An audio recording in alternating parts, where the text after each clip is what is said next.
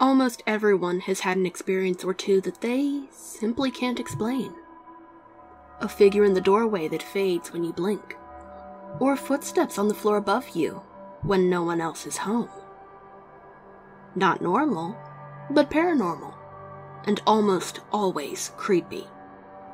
Here are 5 paranormal experiences, straight from an Ask Reddit thread all about the personal paranormal experiences that left these Redditors skin crawling. Enjoy!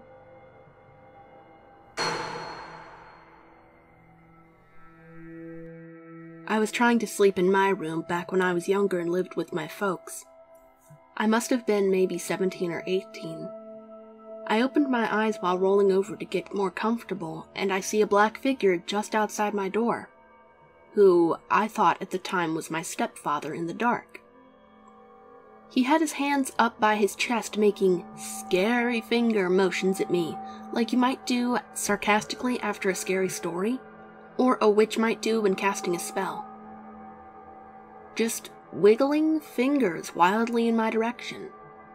I should note that this figure had no defined shape.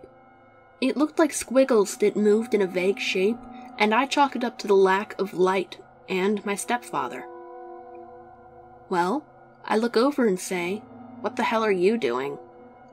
Thinking it was really a stupid, creepy thing to do at night. Well, in that moment, it vanished. Just gone. It was at that moment my heart sank and I became petrified with fear. It's one of the few moments I was scared out of my mind and couldn't comprehend what I just saw. I was probably 11 or 12 and never really had any belief in the supernatural or aliens or anything like that. Around roughly 5 a.m., I was sleeping on my bottom bunk at the end of our hallway when a shadow figure about the height of my dad was standing in the doorway. Not doing anything, just standing. I could hear my grandmother, who was watching us at the time, in the basement, and I could vaguely remember my dad leaving about an hour earlier. I closed my eyes twice, opened them, and just stared with a squint so it looked like I was sleeping. Eventually, I was so scared that I closed my eyes and secretly hoped it was all some weird dream. I couldn't sleep, but soon after, I heard dresser drawers slamming very loud in our spare room. All of a sudden, my grandma runs upstairs and tells me to quit making so much noise. I tell her what's up. She opens the spare bedroom, and there's nothing there. No possible way to escape either.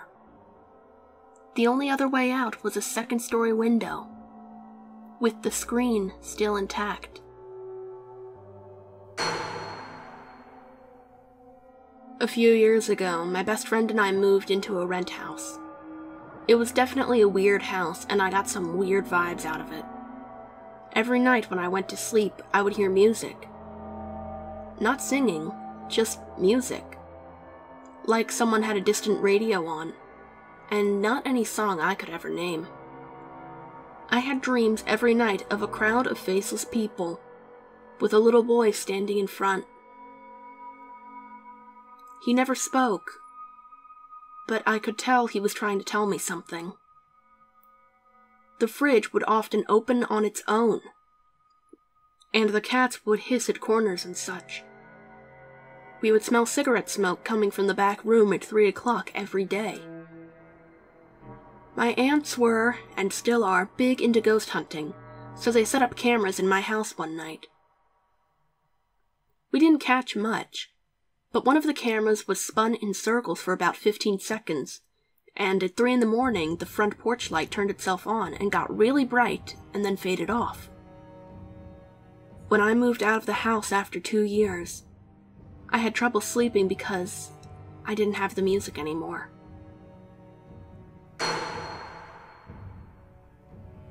When we lived in our last apartment, my wife swore up and down there was a ghost in our kitchen.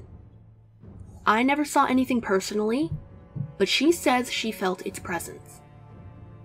I had one, and only one, strange experience in the 4 years we lived in that place.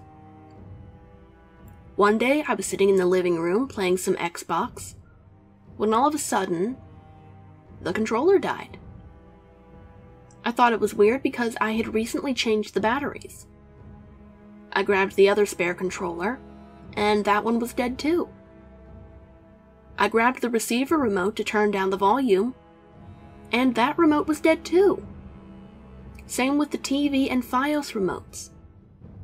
I grabbed my laptop, which I had recently charged, and it was also dead.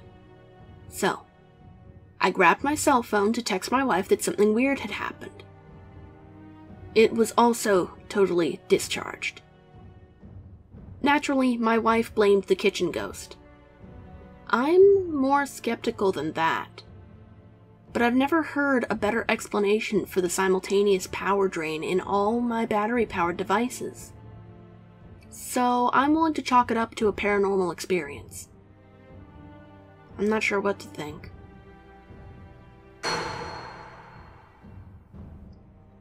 My mom grew up in a rural part of Guatemala where witchcraft was a real thing, and has so many stories of the weird shit she and her brothers and sisters experienced there.